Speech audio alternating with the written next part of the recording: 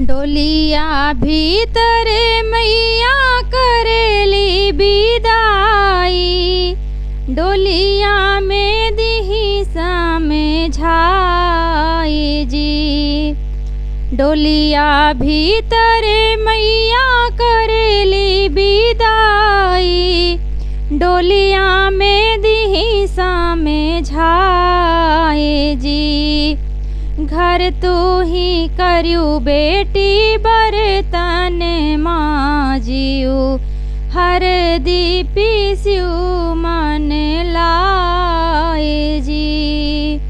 घर तू ही करियो बेटी बर्तन माजियो। हर दीपी स्यू मन लाए जी। डोलिया भीतर मैया करेली विदाई। डोलिया में दिही समझाई जी। घर तो ही करियो बेटी बर्तन माजियो। हर दीपी स्यू मन लाई जी। घर तो ही करियो बेटी बर्तन माजियो। हर दीपी स्यू मन लाई जी। उबटन पिसी बेटी सासू गोड़वा मीजियो। ननदी कह करू तू दुलार जी।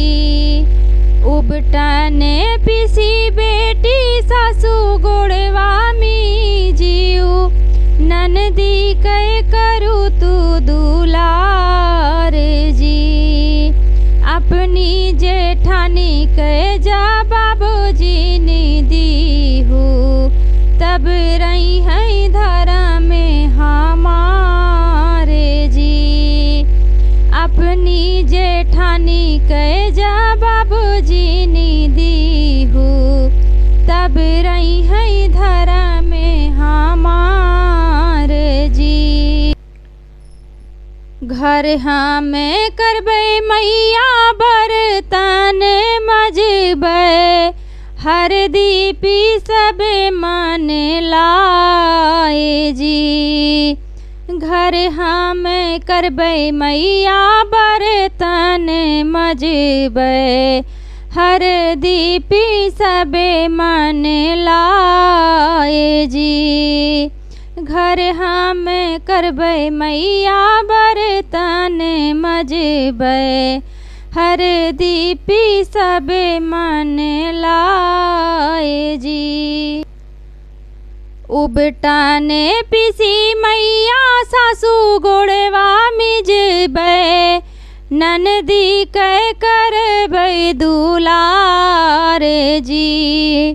उबटन पिसी मैया सासू गोड़वा मिजबे।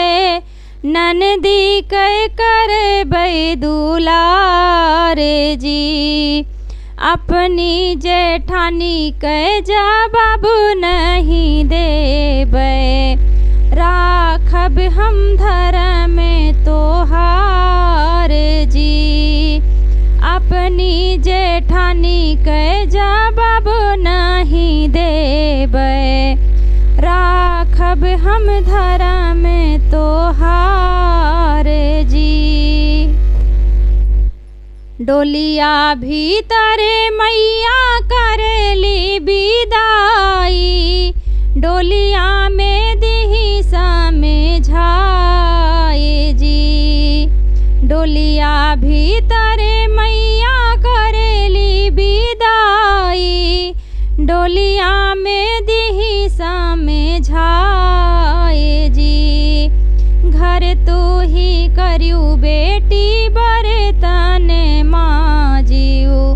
हर दीपी स्यू मन लाए जी। घर तो ही करियो बेटी बर्तन माजियो। हर दीपी स्यू मन लाए जी। घर तो ही करियो बेटी बर्तन माजियो। पीसियो